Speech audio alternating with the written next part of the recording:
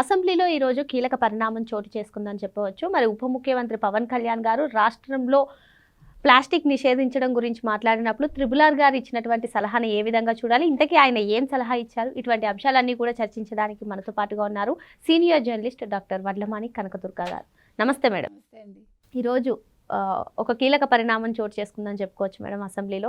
మరి రాష్ట్రంలో ఈ ప్లాస్టిక్ నివారణ గురించి మాట్లాడుతున్నటువంటి నేపథ్యంలో ఉప ముఖ్యమంత్రి గారు పవన్ కళ్యాణ్ గారికి డిప్యూటీ స్పీకర్ అయినటువంటి త్రిబుల్ ఆర్ గారు ఇచ్చిన సలహా ఏంటి?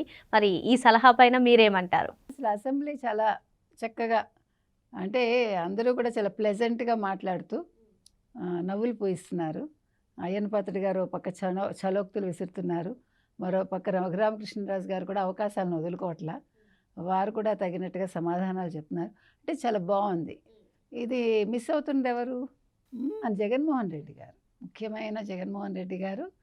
అంటే మనిషి ఆహ్లాదాన్ని పంచుకోవాలి, అది చేతకాదు జగన్మోహన్ రెడ్డి, అది చేతకాదు జగన్మోహన్ రెడ్డికి, అందుకని చెప్తున్నా.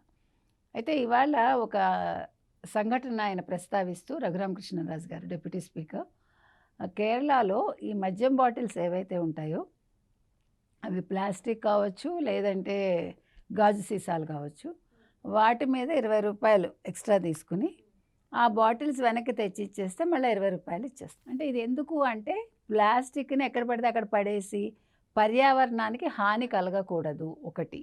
2, గాజు సీసాలు అయితే కొంతమంది అమ్ముతారు, కొంతమంది విసిరేస్తారు, గాజు పెంకులు ఎక్కడ పడితే అక్కడ స్కాటర్ అయిపోతాయి. మీకు చాలా పరిశుభ్రతకి, నేను మొన్న కూడా మీకు చెప్పా, పరిశుభ్రతకి ప్రాణం ఇస్తారు కేరళ వాళ్ళు. You have to accept that. మీరు వెళ్ళి చూస్తే మీకు తెలుస్తుంది, చాలా ఇస్తారు. మనం అసలు బయట ఎవరు కూడా టాయిలెట్స్ చేయటం కానీ ఏమీ చూడం మనం. అందుకని ఇప్పుడు ఈ ఇచ్చిన సలహా ఎందుకంటే, ఆల్రెడీ వాళ్ళు కేరళలో శాఖ ఏదైతే ఉందో, అంటే ఈ బెవరేజెస్ ఇది, వాళ్ళు సెప్టెంబర్లో మొదలుపెట్టి ఒక పైలట్ ప్రాజెక్టుగా మొదలుపెట్టారు. సో దానివల్ల ఏం జరిగింది, వాళ్ళకి మంచి ఫలితాలే వస్తున్నాయి.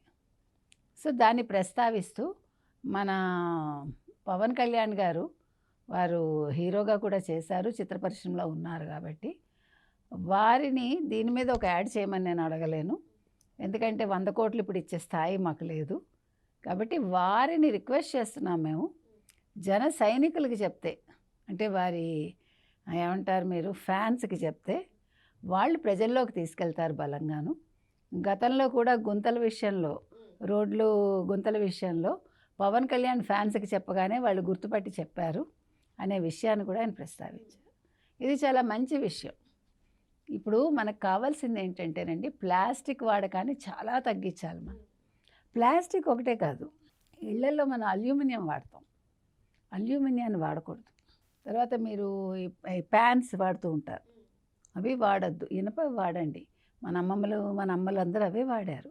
అంటే ఇనుము కూడా మనకు ఐరన్ కంటెంట్ కావాలి బాడీకి, ఊరికే పిచ్చాళ్లే చెప్పారా పెద్దవాళ్ళు. మీకు ఐరన్ ఇప్పుడు ఇనప బాణలిలో మనం కొన్ని వంటలే చేయగలం, అన్నీ చేయలేము, కొన్ని చేయగలిగినవి చేయాలి. మనం దోశలకి, తర్వాత చపాతీలకి ఇది వాడతాం కదా ఇనపది.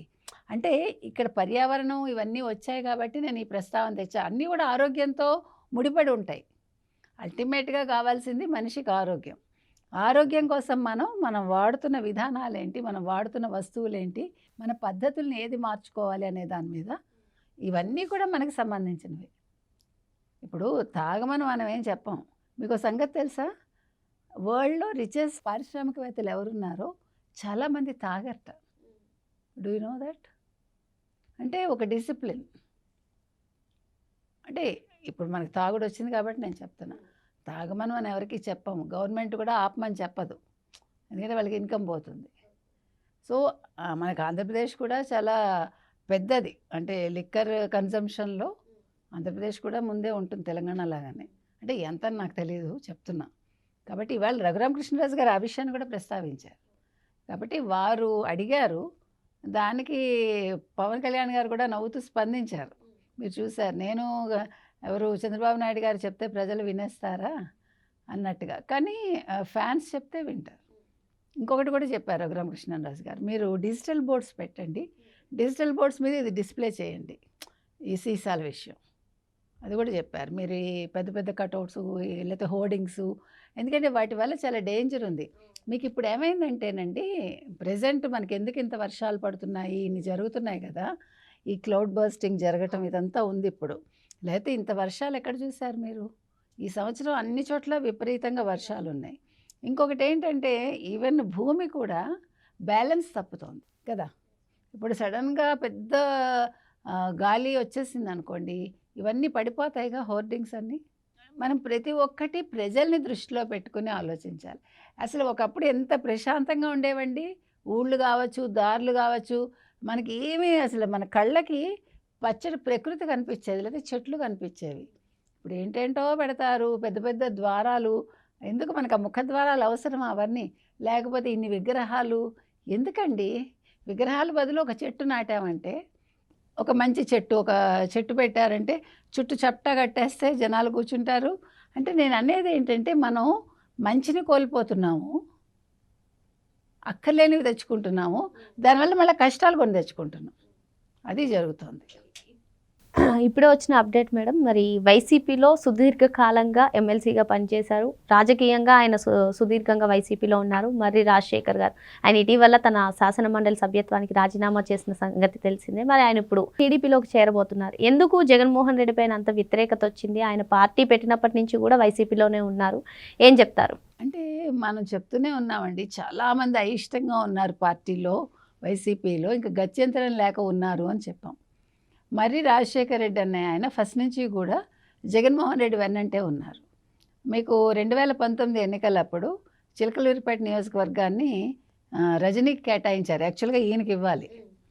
ఈయన చిలకలూరి నియోజకవర్గానికి చెందిన ఆయన. అంతకుముందు ఎమ్మెల్సీగా కూడా చేశారు. అయితే 2024లో కూడా ఈయనకి సరైన గుర్తింపు రాలేదని ఎమ్మెల్సీకి రాజీనామా చేసేసారు ఎన్నికల ముందు. అయితే ఇప్పటి వరకు కూడా ఆయనకి ఇచ్చిన మాట నిలబెట్టుకోలేదు జగన్మోహన్ రెడ్డి. ప్లస్ ఇప్పుడు ఈ మద్యం కుంభకోణాలు, తర్వాత ఇప్పుడు ఈడీ ఎంటర్ అవ్వడం, ఇవన్నీ చూశాడేమో ఆయన. ఈ జగన్మోహన్ రెడ్డి వేస్ట్ అనేది ఒక డెసిషన్ తీసేసుకున్నాడు ఆయన.